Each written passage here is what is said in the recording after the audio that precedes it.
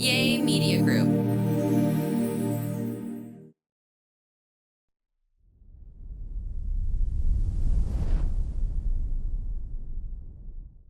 Welcome to a brand new episode of the Fitish podcast. Hope everyone's been having a nice week. January lasted forever. We're now into February, and then I think things start to kind of fly by again a little bit, right? January was long, no? You know, based on January, I don't think things are gonna just fly by, Mm. you know? It does feel slow. I'm actually headed out of town at 5 o'clock in the morning tomorrow morning. I'm so uneasy about flying, and I've had a trip planned for a while, both work and pleasure. And I'm gonna be like, if you hear about an international incident of like a woman that had to be restrained on a flight and taped down, it might be me. Most likely. I can see that.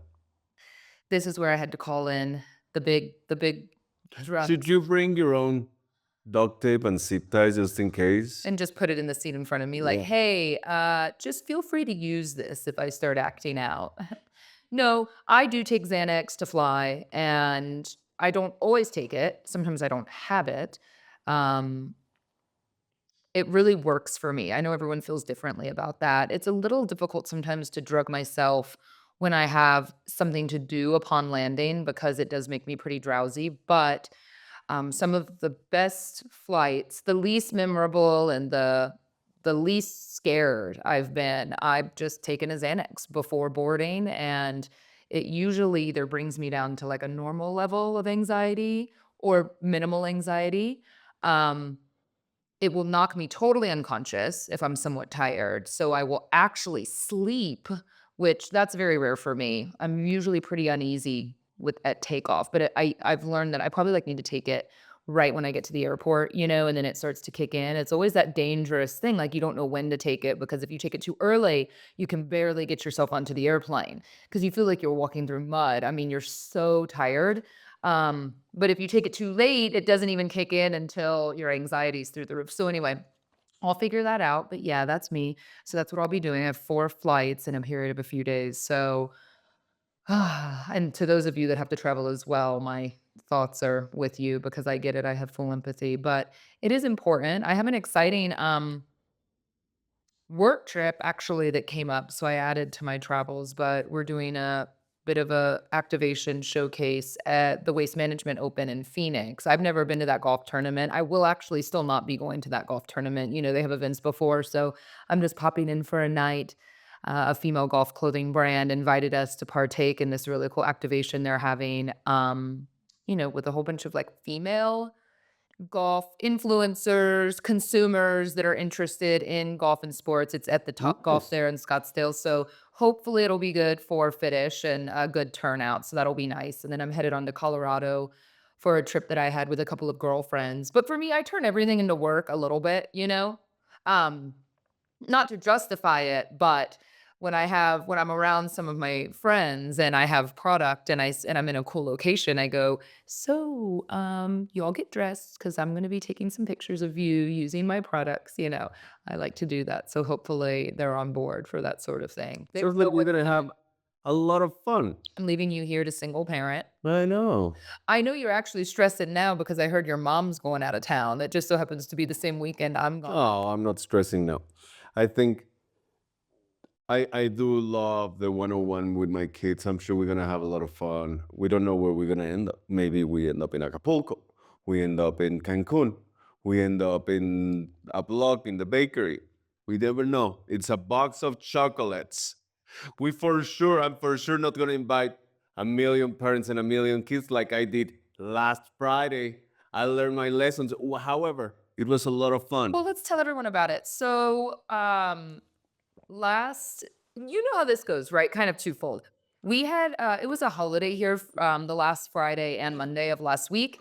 And so we were kind of looking I shouldn't say we. I'm not going to include you in this. I said to Francisco, this is it. Like this is a great potty training window for us cuz we've done very minimal research on it. Fran and I have become much more relaxed as parents. So I don't know, maybe take a page out of our book in that way because it's working for us. Like we're just not stressing about anything, developmental. I think with all the changes we've had, we just said, screw it. He'll eat when he's hungry. He'll pee in the toilet. when he wants to pee in the toilet. But he has been showing a lot of interest. So I've started kind of here and there on the weekends. I'll be like, when he gets up in the morning, I take off his diaper and I just have him be like naked from the waist down or just with sweatpants on, nothing else. And he 9 out of 10 times says, I need to go pee pee. I need to go pee pee, which sometimes there's poop involved. He hasn't really learned to distinguish, I think, between the urges. But it was pretty successful. And everyone's told me, you just need a few days at home, naked, commando, just ride it out like What do you that. do at night? They still sleep in a diaper for a while at night. Yeah. Well, it depends. Everyone's different, people, and I think that's the thing about parenting, isn't it? All of us are so different because our kids are different. And I'm sure you've had, when you have multiple kids, one kid was potty trained this way and it worked, one took a year, or, it was just difficult, right? I think it's just you kind of do what makes sense for your child. You reward them or you don't, or so anyway, I said, this is a 4-day week and this is perfect. So then we could actually kind of lay low at home and just focus on the no diaper.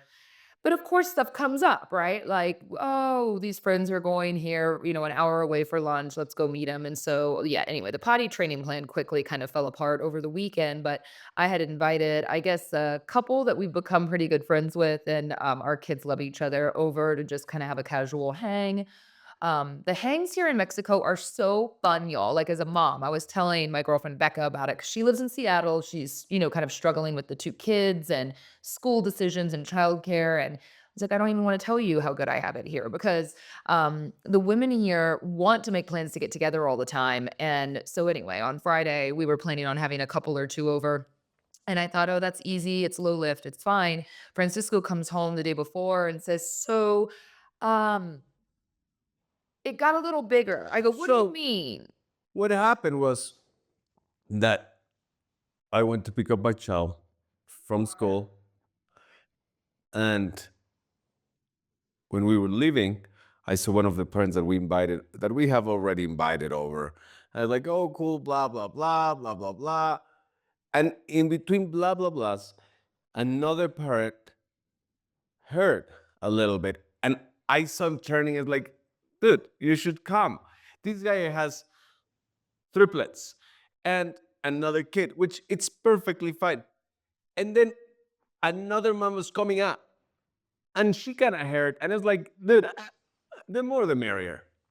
Like, It's funny, isn't it? I'm sure you have experienced this as well, those of you, like, listening that have kids, when you wanna have people over, but it's hard because you don't want people to feel left out, and you're not trying to leave people out. For me, I'm no. better in a environment where it's, like, 1 other couple or maybe 2 other couples at most, so you can, A, manage it and are still, like, not totally decorated home and socialize in a way that doesn't feel overwhelming, so So if it would have been me, I would have invited every parent in our classroom.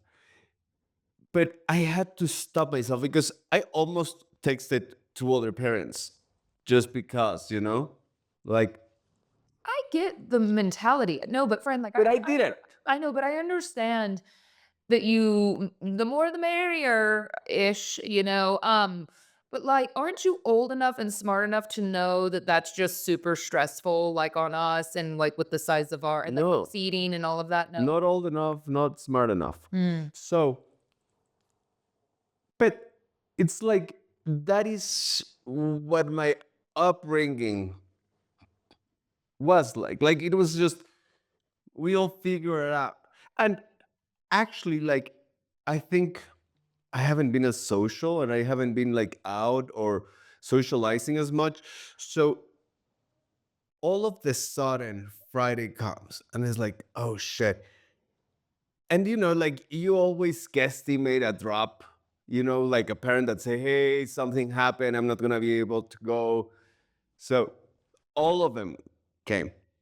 So we So 2 hours before, we said we need to go to Costco. So I think that I'm getting a little better at hosting. I was kind of proud of our decision making. you were amazing. I went to Costco, and so in case you're interested, maybe you have it more flushed out than I do when you host, but, we do different things depending on the amount of people, but now that I knew that it was kind of an up in the air, because people don't always RSVP for a casual hangout, and he's correct, they did come, so we ended up having almost 12 kids and, like, 9 adults, so it was full, but I decided to do You and I went back and forth because Fran goes, "It's a play date. People don't expect heavy food." And then I go, "Yeah, but it's Mexico." And every time I go to like another Mexican home, well, and let's be real, kids are hungry. It's lunchtime here, for most people at 3 o'clock. They probably haven't eaten since breakfast. I was like, I cannot just serve nuts and alcohol, and like water. No. So we got the sandwiches at Costco. I'm assuming they have the same kind in the States. I had never tried them. A friend told me they were awesome.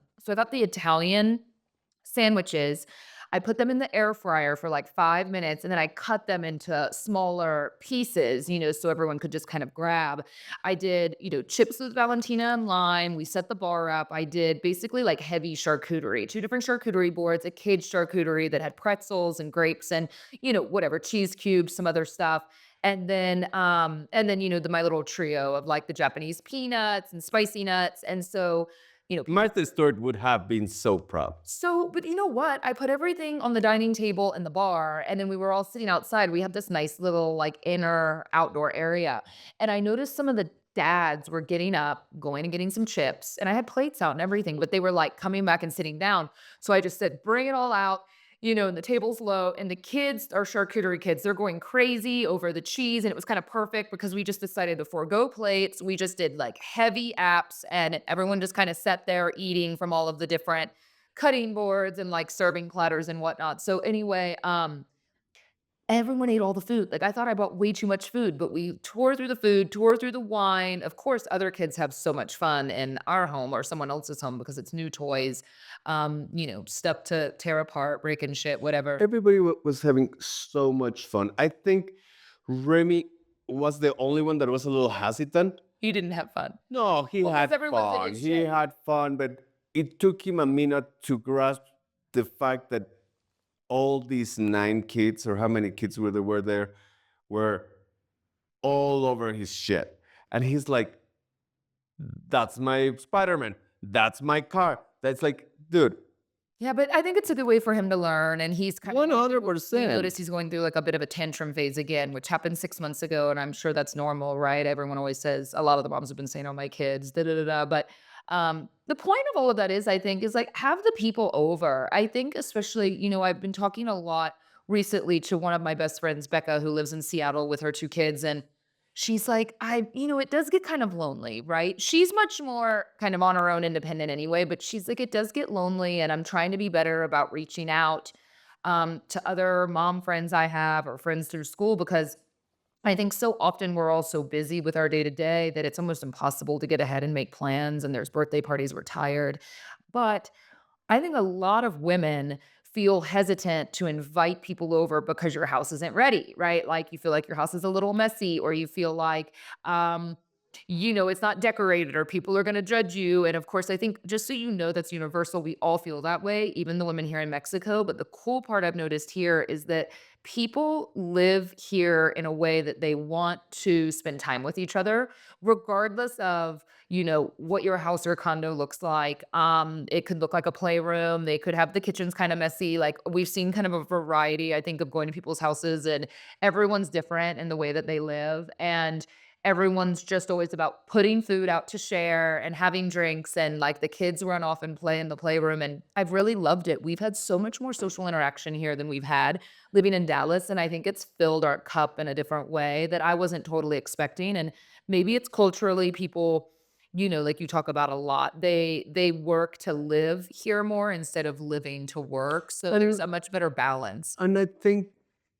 we are a warmer society. Like, we like to be social. We like to interact. We like to know who the parents that our kids are like, the kids that are kid is hanging out, the parents are like Yeah. good and all. So we had a lot of fun, and I think we've been having a lot of fun doing that, having people over. I think Friday was an excellent example of just go with the flow, and things are going to be amazing. And I next time we're really gonna have a enjoyed little it. more people just to keep pushing the boundaries.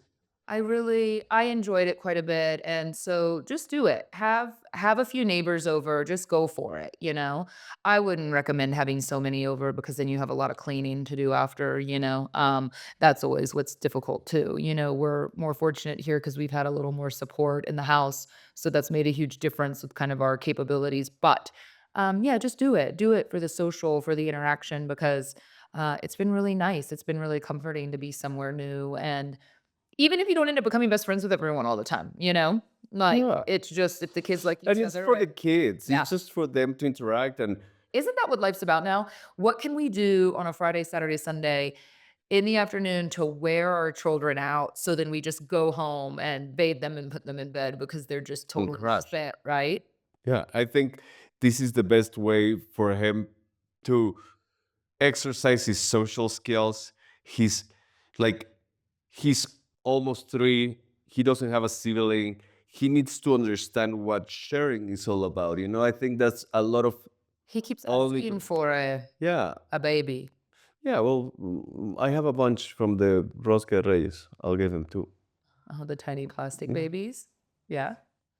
But yeah, so we're in the trenches of, maybe potty training. But again, we're just trying to be relaxed about life in general and just say school's been great. They have like no pressure on us to potty train and they kind of work with them at school on going to the bathroom. So I think it's interesting. A lot of you wrote me, by the way. I posted a story the other day about how I made the mistake of buying cool underwear, but he's not totally potty trained yet and he's going in the underwear. And almost all of you who wrote me said, and I think I got, like, thousands of messages. Because I know it's a topic that people are passionate about because so many parents have gone through it, and almost everyone said the same thing about, like, a few days at home being naked, like, the potty timer. There's books, there's incentives, there's other things, but the core of it was pantsless, at home, regardless of what kind of toilet you're using, because we don't have one of those movable ones. We're having him go in a real toilet.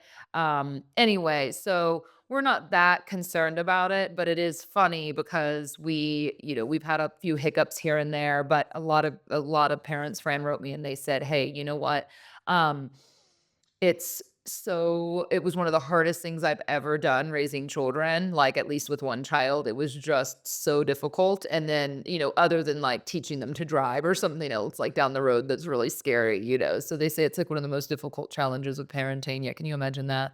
Teaching them to drive later. I'm pretty sure that our kids are not gonna drive. You know, I like if you see the advances of technology that we have had from the time that we were that young, in 10, 15 years, there's gonna be all autonomous cars. At least that's what I wish. So we need to take a quick break and hear from some sponsors of the Fitish podcast. But when we come back, I received a great question about moving to Mexico, some tips, some advice, because I think a lot of people are becoming a lot more interested in the ideas of living in other places. So we're gonna get to your questions right when we get back. This podcast is sponsored by HelloFresh, America's number one meal delivery service, right? Number one meal kit.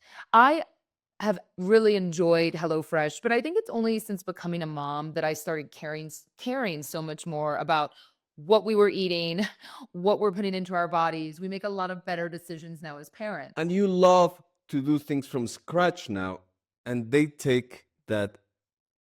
make that way easier. Yeah, because I think my least favorite part, I don't know about you, you don't always mind going to the store as much, but for me, I think it's so tedious when you're stretched really thin. If you're a working mom and you have your kid in school, before you know it, you're picking them up and then you're looking up recipes and then you got to make a list and then you got to go to the store. And it's just when you're able to just have everything already pre-portioned and ready to go in the refrigerator or freezer, and you have the recipe handy and you've been able to kind of choose that recipe based on your family's dietary preferences or whatever you've been going for lately. If you're trying to eat, a bit healthier or more protein focused, or you don't like fish, and you want to leave that out of the equation, it's so nice to be able to customize it, but still know these are like tried and true recipes that are going to be absolutely delicious, especially when we're talking about time. HelloFresh is 15-minute meals. They're done in 3 simple steps, which is also fun to do with your kids, by the way. If your child is like mine and wants to help you do everything in the kitchen, he has a meltdown if I don't let him press every button. I mean, I'm not letting him light the oven,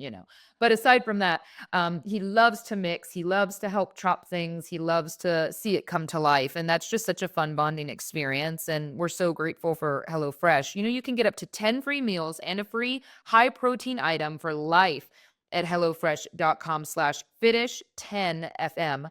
One item per box with active subscription. Free meals applied as discount on the first box. New subscribers only. Varies by plan. That's up to 10 free HelloFresh meals. Just go to HelloFresh.com/Fitish10FM. All right, welcome back to the show. We got a great email from someone. Y'all, please email us more if you have more questions or topics you'd like us to address. But this one is from Teresa. I think you're fine with me reading your name. Hello, Jenna and Fran. I enjoyed today's podcast. She means the last one, I think. Okay. I have a question for you and Fran. It seems like more and more people are leaving the United States, and many of them are ending up in Mexico. Are the planners and real estate agents working to keep what? Ones are for choice, ones aren't by choice. Are the planners and real estate agents working to keep from I'm gonna start that over. I wanna start that over because she's asking a serious question, so can I just start that over? Okay.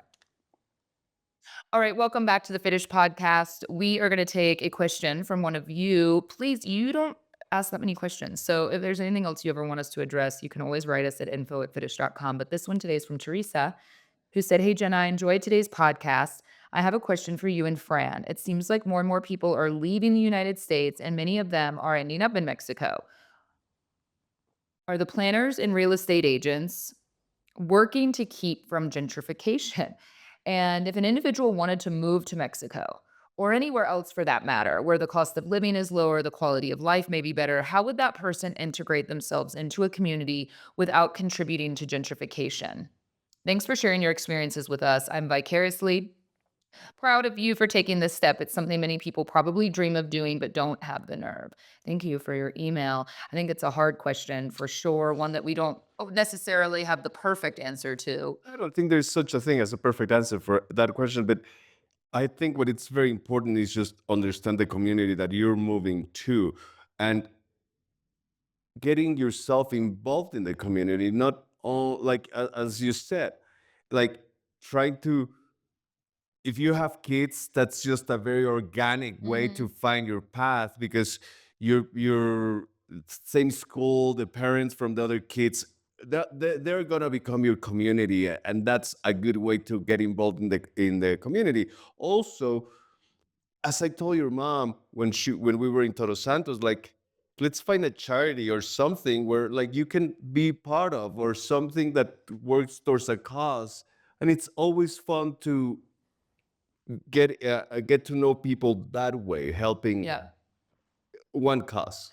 As an American who feels the pressure to avoid gentrifying, now I think there's an element everywhere gentrification, right? I mean, you see this in your own city where you're from. Gentrification can be as simple as like, a poorer community that hasn't had a lot of, real estate development down the street from where you grew up, and then all of a sudden they're buying buildings, putting in new businesses. I mean, gentrification can mean a lot of things. I think in this scenario for me, I look at my way to avoid gentrifying as don't bring your American, in a sense, right, values, traditions here and try to implement them. And I think for me, what that has meant on just a very like simple level is learning the language. I make a lot of effort to speak the language, even though I'm butchering it.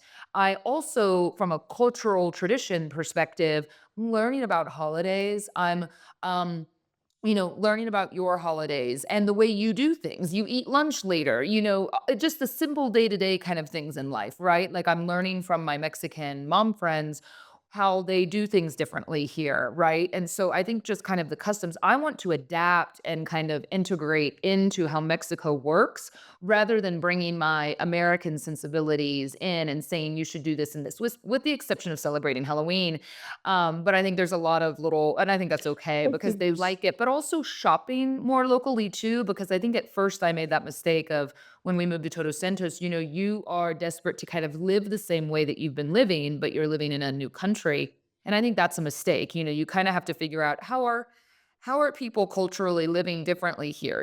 Are we shopping and buying produce from markets around town and doing, supporting more local businesses rather than Amazoning everything I need, because that's something you kind of do in the United States as an American-based business. And so, of course, we still use Amazon, but I swear to you, I was kind of looking at my Amazon usage, and it's like it's shocking how much less I've ordered in an effort to, go to the stores here and buy stuff and not just be like bringing in stuff from America all the time. So for me, that's just kind of a simple like um more like retail way and It's tradition way of also, handling it. it's just like be humble and be open. Like be humble in the sense of understand that you're new, that you're evolving in a community that it's already established, and be open to learn the way of that community. Be open to see where they buy their groceries, and to live the way. If you moved, it's because you want to change. Yeah. Be open to that change. And change is hard as you get older. Change is hard in a lot of ways. Um, for that reason, it has taken me this long to adjust to the eating schedule. And I have to tell y'all, I absolutely love it. I think you're much happier when you try to adapt instead of, I used to joke and say, there's no way I could adjust to like eating breakfast, then not eating lunch till 3 o'clock and eating dinner super late. But over time, you do adjust to those sorts of things, and it's quite lovely. I've really enjoyed actually, no, I never thought I would I think enjoy. we're more like racers, like we just ate when we're hungry. I have liked this eating time though, because now it's turned into a like, cocktail hour, lunch. I treat it as dinner now. So I don't really eat dinner late as many people here do, but I just treat the like 3 o'clock as my dinner, which is delightful for me. It's like senior citizen status. Yeah. Good for you. I won't say that I can ungentrify myself enough to eat tongues and, buttholes and like other things, for the most part. I haven't gotten there yet. I had some tongue recently. You had me try Yeah, something when we were at a so good. restaurant and I did like it. So I'm continuously open to trying new food. But I can at least always find something here that I like. The food here is delicious. So I think, yeah, I think it's just one of those things that it is what it is, right? It's you just have to be cognizant of how you're living, but I have found that most all of the Mexicans that I have met in person and become friends with are so happy I'm here. They definitely question, why were y'all unhappy? Why would you leave the States and come here? And I think it's so funny. I think that's just the nature of when you were born somewhere and you've lived there your whole life, you always feel grass is greener somewhere else. And we always tell everyone we weren't unhappy. We weren't actually unhappy in the United States. We just wanted kind of a different adventure and a different challenge, a different quality of life. So And we want our kid to be resilient, to understand that we live in a world, not in a country. Like everything has something to offer, and we're just a citizen of everywhere we want to put our yeah. butts We on. may not be here forever, Yeah. but we've been speaking with other parents about it as well. We at least know that we intend on staying here for 3 to 5 years. We've just kind of decided to start living our life in 3 to 5 year increments, which isn't a bad idea. I think it's easier said than done if you have a kid that's in first grade somewhere and you're like, well, I'm probably here till they're 18. But I don't think that has to be the case. You definitely want to move them before it's too disruptive. You don't want to move them in the middle of middle school or something or, high school, but you can, but I think a lot of parents with kids older than ours have expressed to us their desire to have moved and they didn't. And they said, by that like, 11, 12-year-old mark, 13 maybe at the latest, they have friends, they have a lot of memories, they don't want to move. It could be very disruptive and upsetting to them to do so. So, knowing that, we're just kind of living our life on these 3 to 5 year increments. And I think if we were still here by the time he's 13, we'd probably just keep it through high school and not do it, but we'll see. I think moving's taught us a lot about. I know it's been almost a year, which is crazy. Almost a year. Almost a year. It's gone by very fast, I think, with 2 It was a moves. year since we took make the decision to Yep. start looking. Um, Again, though, we'll do a check-in at that year mark and let you know kind of maybe our our mistakes or not, because obviously you definitely make some costly mistakes, like financial related with doing it, but we hadn't quite decided exactly where we wanted to be, and since Totos didn't work out when we had hoped it would for at least a year or two. But this was hard. Moving was hard emotionally, physically, financially, everything about it. My friend asked me the other day, is this like, are y'all saving a lot of money by living in Mexico? And we're not. I told her, Yet we're just in the midst of getting the grip of all that we spent yeah, moving. Like we spent so much. we spent a lot It of money was moving. such a huge effort. I think there's some tips I could give you. If you're really considering this, please reach out to Francisco and I for some do's and don'ts. If you're considering whether it's Mexico or somewhere else, I will say the decision to move furniture internationally is one that you really need to review. Now, I don't regret our decision to do it, but it was the most costly part of our move. Now, you have to weigh that whole how much furniture do you have? How much would it cost you and the patients to rebuy everything again? Now, there's great options here in Mexico. There's great carpenters, obviously, people that can make you anything, but you're still paying for this furniture. And so, we made the decision to move our things. And it was definitely kind of like, I think, a 50-50. Like we had more value in the furniture than I think, selling it all and starting Yeah. over. But it was very expensive to move it. So that was a really hard decision. And to go back to the savings, like compared to a life in Dallas, We spend less. yes, the savings, it's like the expenditure, it's somewhat the same. But what is greatly better is the quality of life. Yeah. She Because asked me that. I said, "I think we spend a little bit less, than we did." Like, I mean, just I yeah, can you only only speak yeah, for myself, like, looking at my credit card statement or whatever, but I think I can attribute that to a lot of things. I wouldn't say that, yeah, you don't have a you target know here. well, I don't have a Target here. I never do. I might go when I go back tomorrow. I never thought I would miss Target. I'm embarrassed to say I kinda miss it. And by the way, y'all, every woman here loves Target. They ask me, like, "Did you go to Target a lot? Do you love Target?" It's so funny. I say, "Uh, Once a day. yeah, but yeah, exactly right. You go with your kid to the point that you end up kind of hating it because you feel like everything's overpriced and you just buy a bunch of shit you don't need. And so, but yeah, the women here love it because there's really nothing like that here in Mexico where you can get makeup, medicine, groceries. There's Walmart, but you know what I mean. There's not that kind of vibe. So I do miss it on convenience related things, but so funny.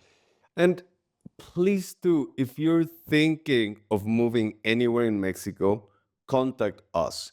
Contact me directly through my Instagram, underscore Francisco Rizzo or Francisco Rizzo underscore. Hmm. And any question you may have, because we've done it. And if it's not a market that we're in, I have very good friends in many markets that are amazing to live in Mexico. So we can help you find a house. But besides that, it's the process, like how we did the move, how we moved the cars, how everything. We've gone through it.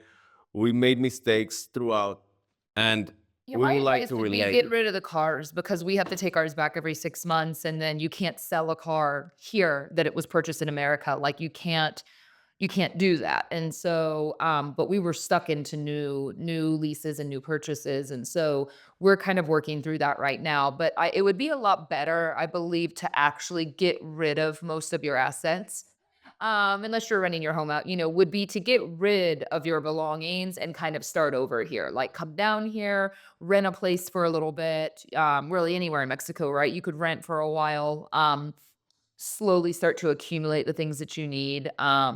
I think that's been the most helpful thing, if that makes sense for any of you, because I know a lot of people listen, I wish I Yeah, could do and this, I wish I could do it. I think something that I ruminate quite frequently on is I think my quality of life has improved, yes, for a few reasons. I have more family support here, more support in the home, so that makes my day-to-day better. It really truly does. I think as a mom, you know that. But beyond that, we got rid of a lot of things. It's nice to have our furniture, but I got rid of like a lot of clothes, a lot of junk, a lot of dishes, a lot of just things that were taking up space, both physically and mentally. And that helped considerably. I think that should definitely be on your agenda for the year is if you can just part, if you've lived in edit. a house for a while, The only way possible to stay on top of your house feeling more, like, clean, like, even for instance, if I did my closet or my makeup stand kind of area the other day, but I have so much less stuff that it takes me so much less time to keep it organized, and before I was just drowning in it, and it's because I had way too many clothes. My closet was always a mess, and then I'm doing our laundry room was such a mess. I could never get to all of it, and I think the only way to do that, unless you have more support, is to just have so much less stuff, and man, you feel so much better. That really helped me, and I think that, that would have translated even if I remained in the United States, Right. just having less things. But yeah, like there is a route and there is a easy route, and we can help you with that. The car situation is very important. Like we did it just because I'm Mexican and I know my way around, and I know my way around a Mexican cop. And if you don't, it can be very stressful. So yes, I think that's a great advice. Just get rid of pretty much everything that it's replaceable. There's furniture that, of course, getting rid of would be a bad choice because you're never gonna get a fraction of what you bought it for, and you're never gonna be able to replace it for whatever you get back. But besides that, it's just simpler. Live more simple. Be free, you know? Do you feel free? I feel I think ego and freedom are against each other, and I think I still deal with some battling between both, but I feel freer, you know? Yeah, I do. I'm interested to go back to the States. I know a lot of people always say, "Oh, how do you feel being gone? What is it like down there?" And we're still very much like involved, with the United States. It just feels like we live somewhere else. You know what I mean? That was still business and all and friendships and things. So that is interesting though about it'll be interesting to go back. I actually haven't been back to the States in a minute. Right? I haven't been back since October. Yeah, so it's been a minute. You can go back every 6 months. I think we mentioned that on last week's show. I'm in the process of looking at getting it's not too difficult, I have heard, especially well, depending on your situation, but to get, like a temporary residency if needed. Next podcast, I'm gonna make sure to give you the roadmap of how to get your residency into Mexico and what will it take, how if you are a Mexican American and you have a child born in the US, how to get their citizenship and every detail in the immigration legality. So that is my commitment to you for next podcast. I think on a friendship level, I was telling some of my new mom friends that, I'm going on this trip to Vail with a couple of friends from Dallas. And I that is a hard part, right? Is you will, I'm sure, lose friendships, over time because you're not going to see people as frequently. So I made it a point before I left to say, okay, I'm really going to work. And like a ladies' friends I'm going with, we have phone dates and things of that nature. But you definitely have to make more effort, I think, to maintain some of your friendships back. But we all know that I talk a lot. So sending long voice notes is no problem for me. And we're laughing because my other two friends I'm going with, and then I guess there's a fourth coming along, one of my friends from high school, and they said she's a little more quiet. I'm like, my gosh, but between the three of us, But anyway, the point is you plan these trips kind of annually to make sure you Yeah, maintain that kind of you're gonna lose acquaintances. You're not gonna lose friends. you plan these trips annually to make sure you kind of maintain that sense of friendship, and I think that's important because so often we're just going back in town for work and we're not having like meaningful time with friends. I need to figure something Visit out for my acquaintances, but friends. you got a lot of friends. I know. I need to figure out What a happened to trick. your thumb, by the way? There's a hole in it. I know, babe. What is that? You know, It's black. I Do you think it's caught. rotting? No, no, no. I caught it the other day, and I think it's just hard to heal because it's on top of my thumb. So it's not rotten. Are you It's doing healing. anything to support the healing process? Yeah. Good vibes. Good. You know, like I'm the only one in this house, and knock on wood, that I haven't gotten sick in the past 2 months. Like everybody has gone down one way or another.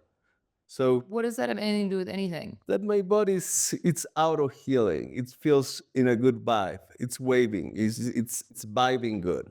You know? I think it's just the mezcal. Yeah, maybe And the also. tequila, you're kind of Also. pickled and it's an antiseptic. Yeah. Correct. Yeah. And now I am training also for a half marathon. When did the training start? Well, it's been starting since a week ago, you know? Been running. You what, you mean the boot camp class? You're counting that Yeah. is your training? Yeah. Oh, okay. Yeah. You know? You start I know it's 20 something kilometers. I'm doing at least 4 a day, you Muy know? bien, Francisco. So if I can finish the half marathon in 5 days, I'm on it. I'm ready to finish it, you know? Yeah, I've been faded for the last week. I haven't been on top of my training. You have to go and bail. As I say every day to every person I encounter, and it applies in various ways. Necesito practicar.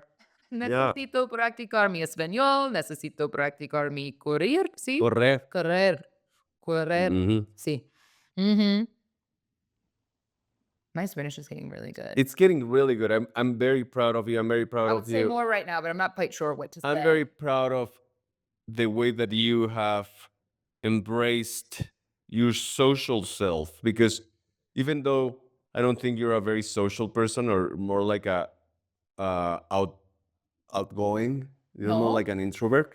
You've been very good at making friends and being social, and I'm very proud of you. I don't know why. Muchísimas gracias, De nada, Francisco. de nada. I don't know why. I know why. It's called survival. I think you don't talk to me enough, so I've been, like, There. craving chatty women, you know? Yeah. Like, when women are like, "Do you wanna go for coffee?" And I found out here, I think I said on last week's show, when you go for coffee, it's not a quick, high and buy as coffee No, you go at night, you is. come back at noon. I go for coffee, and then I'm like, "Yo, I gotta go, I have a lunch." Like, yeah, it's like 3 hours later, and I'm like, "I gotta get going, I got a lunch," it's amazing. So that's kind of become not every Friday, but that's kind of become like a Friday tradition with some of the moms that we go get coffee, and it's 3 hours later, and it's just lovely. I was like, "Wow, this Yeah, is I wish I amazing." could just get paid by going for lunch because I that know. is I'm really good at it. You know? I know. I know, but I love that, like, you never feel rushed here. Servers don't rush you in restaurants. You never feel that, like, unless you're self-imposed rushing, you never feel the need to just, like, hit it and quit it. People are like, they don't mind. You get a coffee, you could sit there for 3 hours. The server will never bother you or serve you a check, like, without asking because they know that people are just here to socialize. Maybe Mexicans talk Because more. never, like you never see a servant that is carrying the tab on their back pocket. Like that's something that is a No. fact. And I think Mexicans in general, like, they like to talk, they're chatty. I think I have, like, a piece of Mexicana inside of me, because people You just have a wanna little more talk. than a piece. Yeah, a small piece, right? You know, maybe there's still some resemblance of pieces there. Oh, okay, yeah, yeah. The injections. Yeah. Well, please send us your questions. Next week, as Fred said, we'll dive into some more details about visas and moving and logistics because it is quite a bit easier than maybe you've been led to believe or than what you think. Daunting, but easier than you would think, Yeah. like legally. Yeah. All right. We will see you next week. Thanks for joining us. Bye bye.